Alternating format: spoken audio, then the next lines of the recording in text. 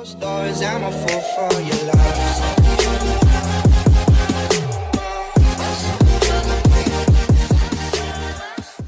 Assalamualaikum Mang, saya Randy Adha, Sekilas IT. Mohon maaf banget nih videonya telat publish karena kebetulan saya kemarin sakit ya, jadi harus istirahat dulu.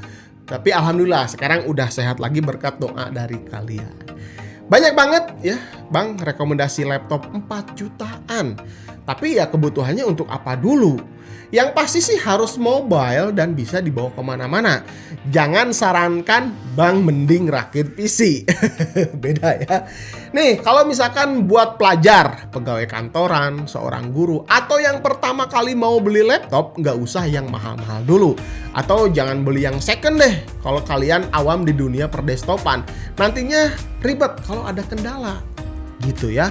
Banyak banget lah rekomendasi 4 jutaan ya. Pertama di sini ada si XP nih, ada ini 14S DK152U harganya 4,3.990.000-an. Terus ada Asus ini dari Intelnya ya, udah full XT juga harganya 4.349.000-an. Terus ada dari Acer A314 udah full XT juga harganya 4.219.000-an. Terus Lenovo juga ada V14 itu dari AMD-nya, harganya sih itu lebih murah ya 3.889.000-an. Aduh, jadi pusing kan karena terlalu banyak pilihan. Tapi nggak apa-apa. Kebetulan aja saya punya yang series XP-nya si 14S DK152AU. Kita review aja apa sih yang kita dapat di harga laptop 4,4 jutaan ini. Let's go. Oke, pandangan pertama, desain lawas laptop XP ini masih kental ya, terlihat di logonya nih ya. Ini tuh berbahan plastik ABS, cukup solid juga dengan beratnya sekitar 1,47 kg. Dan sayangnya di sini tuh gampang kotor kalau kena tangan, apalagi tangannya berkeringat. Jadi cepat kotor. Ketika dibuka, kita langsung disuguhkan dengan keyboard 75%. Ya memang ini terlihat modern dengan adanya backlight LED ya. Ini tuh bisa di on off dengan cara menekan tombol F5. Touchpad-nya ini tuh terkesan jadul dengan adanya klik kanan kiri nih ya. Namun dari sudut pandang lain ini langkah tepat untuk pengguna awam. Ini tuh sangat ngebantu ya menurut saya ya untuk memudahkan manuver klik kanan kirinya ini.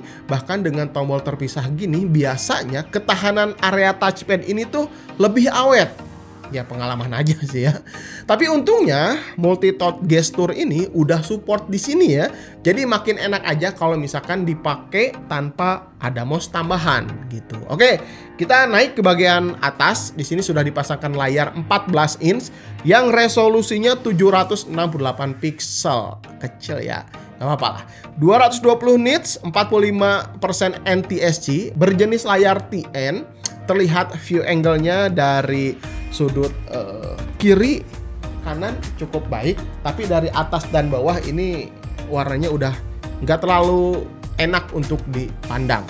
Oke, tapi sayangnya si layarnya ini tuh belum ada anti glare-nya, terus nitsnya juga masih kecil juga. Jadi kalau kena cahaya yang cukup terang ya, di sini ada lampu, kurang terlalu kelihatan ya si layarnya kan. Jadi kalau kalian di ruangan misalkan ya, layarnya agak tutup sedikit aja gitu biar nggak terlalu kena cahaya banget. Kalau kena cahaya langsung biasanya kurang jelas aja si layarnya. Untuk mesin pacunya menggunakan Athlon Silver 3050U. Grafik Radeonnya Vega 2 yang ditandamkan, RAM 4GB DDR4 2400 MHz dan masih bisa di-upgrade karena masih ada satu slot kosong lagi. Storage-nya tentunya udah M.2 NVMe 512GB dengan speed ya ketika saya tes 1787,71 MB per second dan write-nya 1512 MB per second. Dijamin bakalan ngebut. Kalau gini mah satset gitu ya. Oh iya, nggak ketinggalan ada webcamnya juga, tapi masih 720 pixel aja. Ya nggak apa-apa lah gitu ya. Di bagian samping kiri ini ya, ada satu USB Type-C, terus ada Kenshin Tune Lock, terus ada notifikasi untuk storage dan LED power. Terus kita lihat di bagian kanannya ada power plus LED notifikasinya. Warnanya oranye kalau pas dicolokin listrik atau lagi dicas. Terus sampingnya ada HDMI, ada RJ45, ada 2 kali USB Type A dan 1 combo sound. Nah, di sini ya. Portnya ini menurut saya cukup lengkap. Ya minusnya sih cuman nggak ada slot micro SD aja. Gitu ya. Terus untuk konektivitasnya nggak lupa pasti harus ada WiFi. Tentunya udah ada, terus ada Bluetooth juga ada walaupun masih 4.2. Nah, bagaimana dengan ketahanan baterainya Bang? Harga 4 jutaan ini. Oke, laptop ini udah pakai baterai 3 sel 41 watt hour ketika saya coba play musik YouTube ya. Ini volumenya 80%, terus tingkat kecerahan layarnya saya full ya 100%, keyboardnya saya nyalain juga.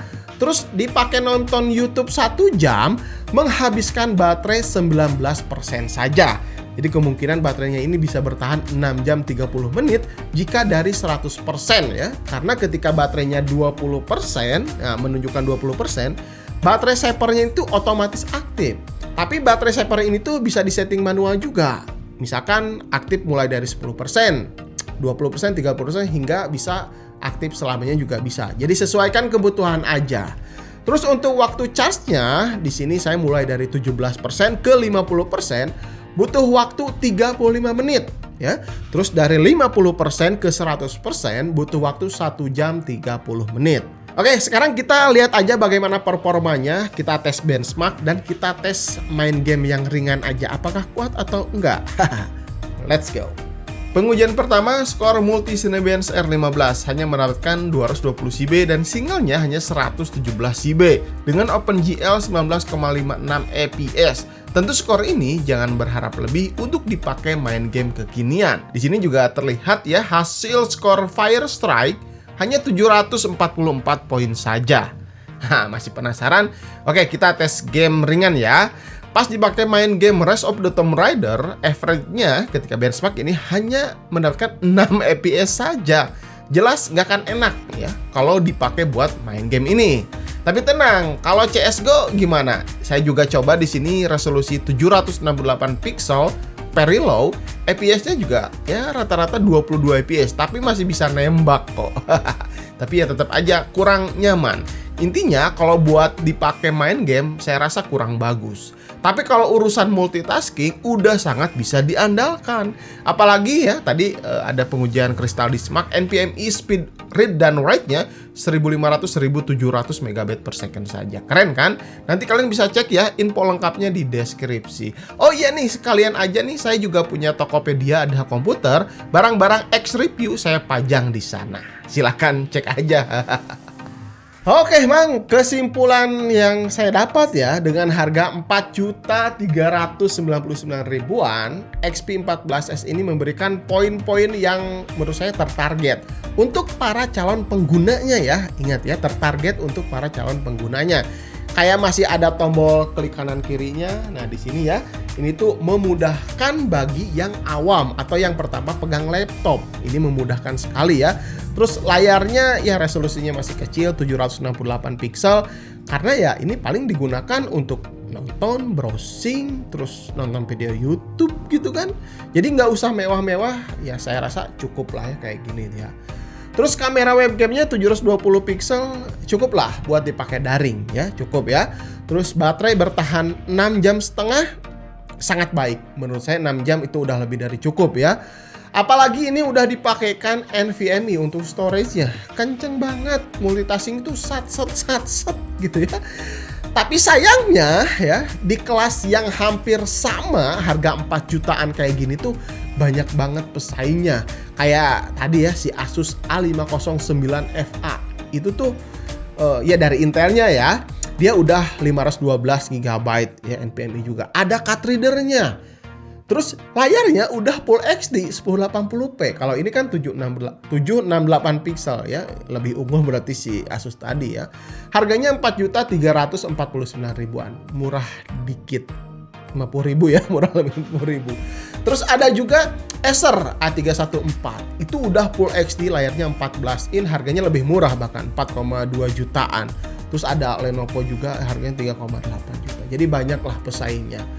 Tapi menurut saya ini pilihan yang pas lah di harga 4,4 jutaan membeli laptop baru ya. Jelas ada garansinya. Kayak laptop ini tuh punya garansi ya 2 tahun. Dibandingkan kalau kalian beli laptop second dengan harga yang sama tanpa ada garansi. Meskipun si prosesornya mungkin lebih tinggi tapi generasi lawas. Ya dengan kualitas penurunan komponen yang sudah bertahun-tahun mungkin kalau second ya. Terus baterainya juga yang pasti ya sudah kurang bagus. Kalau ini bisa 6 jam, kalau yang second mungkin bisa 2 jam atau sejam atau bahkan ngedrop gitu kan. Terus untuk keyboardnya kalau yang second juga nggak tahu, sebulan 2 bulan gitu kan. Nanti macet kan bahaya juga. Bodinya pastinya kalau yang second lecet-lecet. Dan yang pasti itu garansinya kita nggak tahu, sebulan 2 bulan rusak, aduh bahaya banget kan, 4 juta gitu kan kita beli laptop second terus sebulan 2 bulan rusak kan bahaya juga gitu. Oke, mungkin gitu aja. Jadi menurut saya sih kalau kalian cari laptop yang mungkin kebutuhannya ringan kayak tadi di awal, laptop kayak gini harga 4 jutaan dengan teknologi baru menurut saya cukup worth it. Tinggal kalian pilih aja mau dari XP, dari Acer, dari Asus, dari Lenovo, bebas gitu. Yang penting teknologinya baru dan garansinya baru juga. Oke, gitu aja. Mudah-mudahan video ini bisa bermanfaat untuk kalian. Jangan lupa share dan like juga ya video ini jika bermanfaat untuk kalian. Sampai ketemu di video berikutnya. Saya Randy Adhas, Kilas IT. Assalamualaikum warahmatullahi wabarakatuh. Salam teknologi.